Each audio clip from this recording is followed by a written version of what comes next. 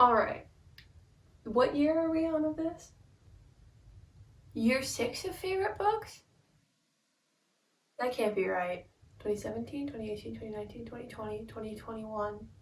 Oh, it's 2021. Year 5. Sorry. I'm an English major for a reason. Okay, we're back. Welcome back. It is year 5 of favorite books, I believe, if I did my math right, which is probably not what happened. I have been making this video for about 5 years now. We have all the years, and some of them might be private. I don't think they are. I go through in private videos sometimes because I get in my head and I'm like, oh, people perceive me, and I'm in college now, so I know more people, and this is probably just even more embarrassing than it was in high school. But you know what? I'm not here to judge myself. No, that's your guys' job to judge me. I have my 6 favorite books because every year, it can't be 5, it can't be 10. Every year I'm at some weird number, like 6 or 7 favorite books of 2021. Here we go. The first books, we're already at that point. I have our honorable mentions. My honorable mentions are Son of Neptune and The Mark of Athena by Rick Riordan. So I reread the entire Percy Jackson series last December because the way my school works is we get a month of school off for Thanksgiving and winter, which is pretty cool, but then we go into June, so that kind of sucks.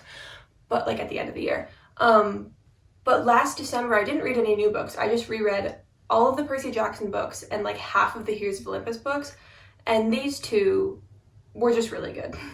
I forgot how good Son of Neptune was, because it basically, Son of Neptune centers around the main character from the first series, Percy Jackson. So this is the second series, kind of the sequel series. And basically in this book, Percy has lost his memory and has forgotten everything that happened in the first series. This book also introduces 2 of just my favorite characters and like my favorite literary characters, Hazel Levesque and Frank. I should know how to say her last name because it's French and I'm a French major, but I don't. Hazel and Frank, who are the other 2 main characters and are just really cool characters that like take this book to the next level. And what I like about this book is the following books kind of get bogged down by the amount of characters they have, whereas this one still is managing to focus on 3 main characters.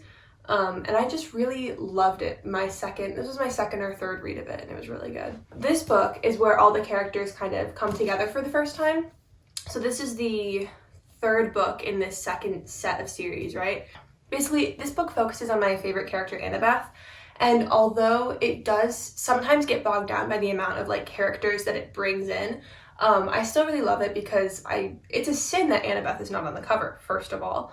But I just love her story and her journey. And another thing about these books is like you reread them and there's like problematic elements. I'll put some links down below of just like things I've read about like Rick Riordan's interestingly problematic writing. I think there's things to enjoy about these books, but also it's interesting to kind of like pick apart like, oh, this is not an appropriate way to discuss a character of color. Absolutely not. So there's definitely, especially when you're an adult reader looking back at the books you loved as like a child, it's interesting to like kind of pick apart those elements. Like, this is what makes this book or why I think it's so good, but oh, it's also problematic, and I think that's a really good thing to discuss. Coming in at number 6, I have also another 2 books. Oh my gosh. Alice's Adventures in Wonderland and Through the Looking Glass. So I read this book for a book club exchange where we basically did Secret Santa among the 4 members of our book club. I'll post a picture here. I got Christiana, and I read Alice's Adventures in Wonderland and Through the Looking Glass because they were in the same volume, and we annotated the books for each other and then exchanged them. So Eve actually fun fact, these are Eve's copies, not mine. I've had them for a year. But she annotated me Mark of Athena, and she still has to give it to me because it was a thing. So basically, this is also Eve's copy of Mark of Athena, but not the annotated one. But I really loved Alice's Adventures in Wonderland. I think I liked Through the Looking Glass better because I think the structure of it just was a little more fun. Basically, in that one, Alice has returned to Wonderland, and she's kind of playing a chess game. Like, on the surface level, it's just a fun story where you have this, like, really just fun, intelligent, like 7-year-old you're following around who is Alice. And she's just like such like the sweetest character to like be in the mind of, because just being in the mind of like a child and like a young girl in this like cool kind of dream she's having, or like maybe you could debate it's real, stuff like that. It's really fun. And you meet all these characters, and then they disappear really fast, which is interesting, because not a lot of the characters stay throughout the book, which is different, I think, from a lot of children's literature today, which I've read. There's another piece of children's literature on this list. Just seeing the kind of development of children's literature from this very, like, short vignette, small adventure kind of thing to, like, more cohesive, but that doesn't necessarily mean better kind of thing. So I think it was an interesting case study into, like, this piece of children's literature at the time and how, like, the time period kind of affected it. And there's a little bit of background reading on it, which made it a lot more interesting for me, because at first I was like, this is fun, but I'm confused.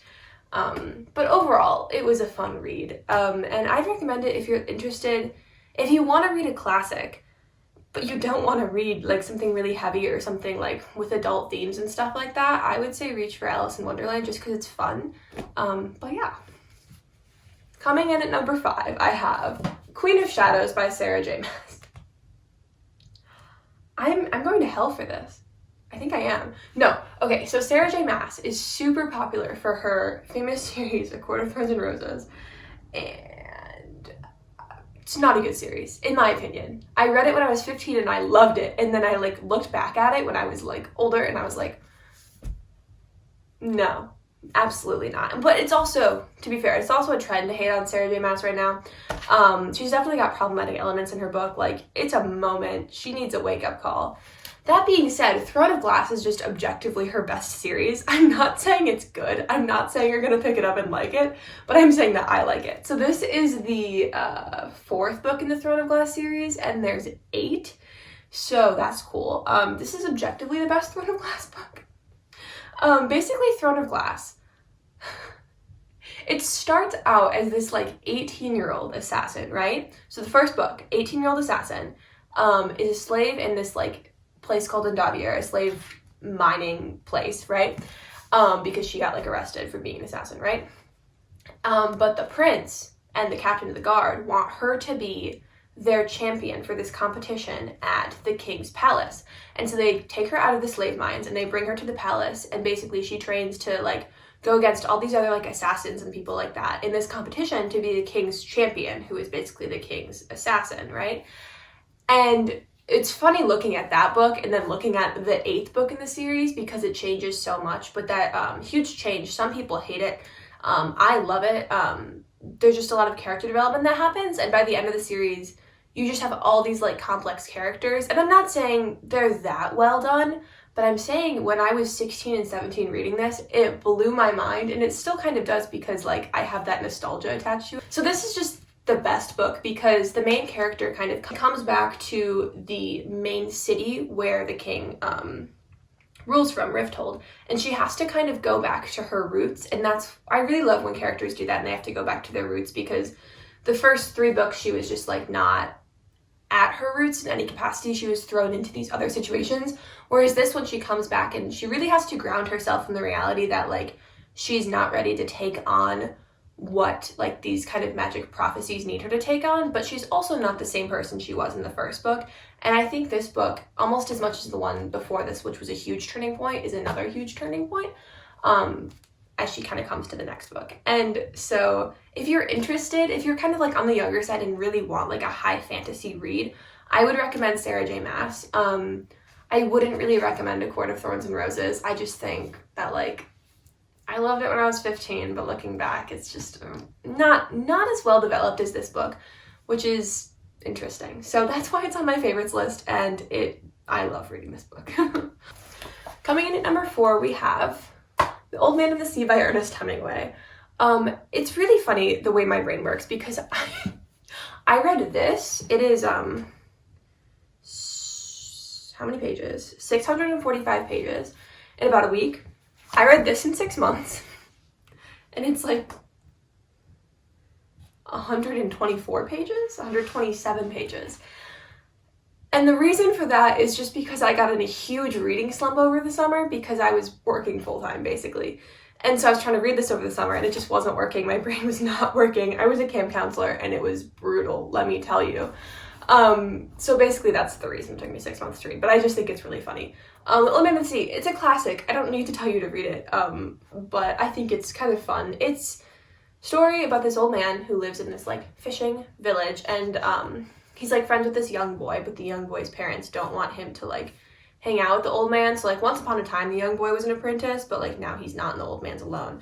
And he goes to fish, and he is basically spends the entire book following this really big fish and trying to find a way to catch it, and just kind of thinking about life and thinking about his circumstances. And it's really interesting because like it's just calm at some points, but then also like it picks up and you're like, this is a big fish and he's trying to catch it, like this is not going well. But I liked it. My favorite part was the ending. I just thought the ending was so like poignant and was like, yeah, this is just like the perfect way to end this book. It brings like the little boy back into like play kind of at the end, and you see some of the villagers, and it's a good read, and I think I would reread this again. One of my neighbors I was talking to says he rereads it every year because he just likes it, and it's like he kind of learns something different or notices something different every time. So that's why it made my number 4 spot of this list. But yeah. Coming in at number 3, we have another children's literature / middle grade. Amari and the Night Brothers by B.B. Alston. So this is a middle grade book about this girl named Amari who, like, surprise, surprise, it's a fantasy book. She finds out she is a sorcerer or wizard. I forgot exactly the term they used. Basically, her brother went missing, right? Her brother's, like, maybe 10 years older than her or so, maybe a little less, but, like, pretty, like, a lot older than her. He went missing a while ago, and she doesn't know why. She finds out she's a wizard. She finds out he was a wizard, and he went missing. And so basically she has to go to this Bureau of Magical Affairs and train to be is it wizard or sorcerer? Or a Bureau of Supernatural Affairs. Or a magician, I think. I think the word is magician. And there's an evil magician who had something to do with her brother's disappearance that she basically has to kind of figure out. So in the middle of this like competition, it's giving Percy Jackson kind of things like that, like competition, like finding out like what your magical specialty is, kind of stuff like that. She has to figure out what happened to her brother, and it's really interesting. I also read this over the summer, so I was kind of going back and forth between these two books the whole time. I was like struggling the entire summer, but they were really good, and I recommend this. It's literal black girl magic. But yeah, I'm really excited for the second book because like it didn't end on a cliffhanger, but it ended on like now I want to know what happens next. So I'd recommend this for any age level. I think it's really important. It's a really important middle grade book for middle schoolers to have. But yeah. Coming in at number 2, we have Red, White, and Royal Blue by Casey McQuiston. So this is a super popular book on like BookTube and BookTok everywhere, and for good reason. Basically, it's so ridiculous when you say it out loud, but I love it. It's a love story between the fictional, so everything's fictional, but it's set in our world, the fictional first son of the United States and the Prince of England, right? And they fall in love, and it's fun, and there's some subplots of like government stuff, and there's some subplots of them being like, government is messed up, let's try and fix it, but then also like they're in such positions of power, you're like, you're really privileged, but you're trying to like fix your own mistakes. It's like, it's a moment for sure, like especially if like you studied government or like kind of have gone in depth as to how it works, which like I kind of have. It's just like, yeah, this is fiction, pure escapism, kind of fantastical fiction. It was really fun. It was really sweet. It was recommended to me by my friend Nandini. Her favorite part of the book was just the way McQuiston like writes about love.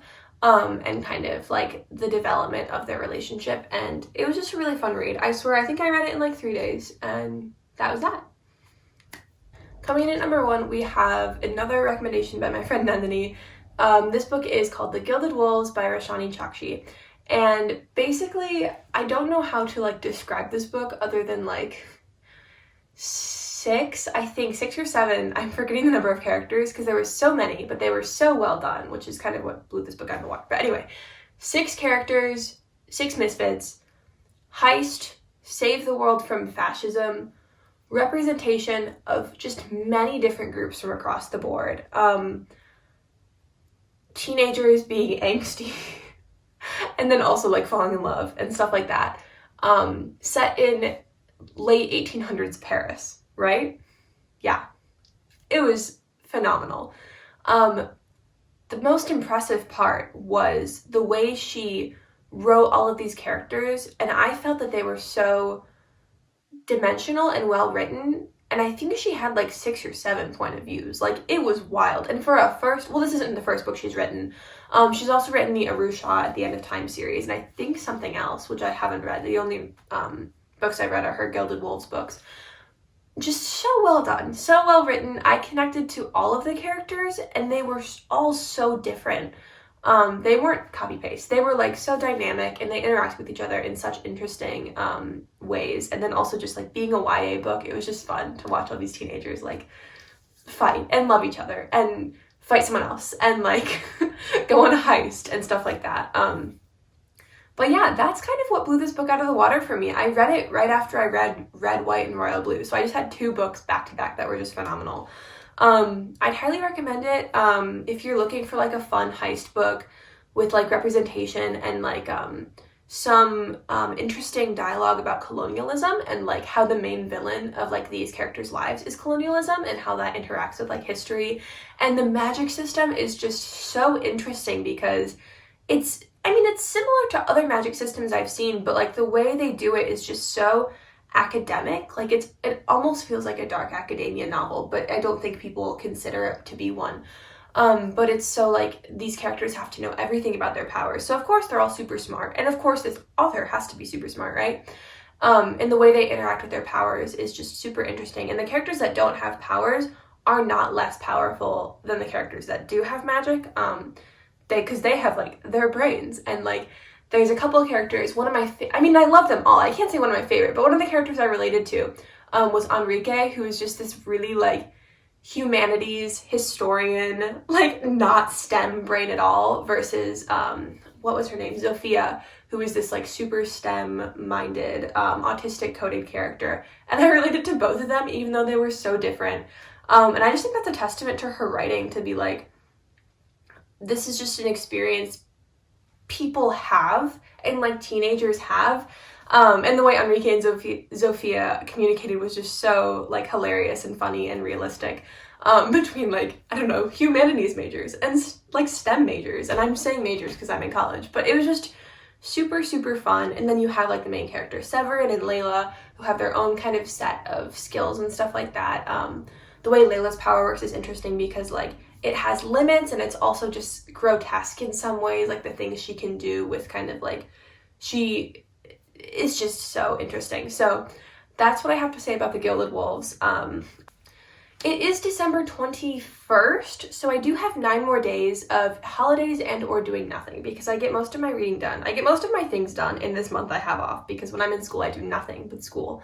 But I'm currently reading Salvation, Black People in Love by Bell Hooks. So Bell Hooks was a feminist, a really groundbreaking thinker and writer who passed away this week.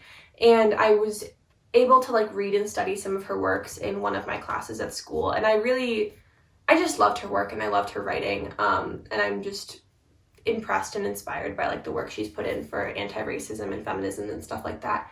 And I had this book. It's basically, I don't know if it's technically a collection of essays, but it feels like a collection of essays about like love and how love can, should, and does play a role into like the anti-racism and feminist and like intersectional movement.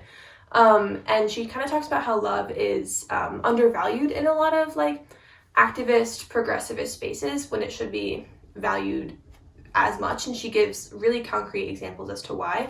And I thought, I bought this book because I was interested in that concept. And in one of my classes, we talked about the value of love in our work, in like the work we do, because I work at the writing center at my school, and like the value of like seeing other people for like who they are and like how they're kind of coming into us, and like just the value of love in that work, which seems like it wouldn't connect, but I took this really amazing class on like why it does connect. And so I wanted to read more kind of about that topic. And then I knew I liked Bell Hooks, so I bought this, and then she passed away this week, and that is very sad because she was just an amazing like person and writer and thinker. So I'm currently reading that. I am, how many pages in? I am 55 pages in.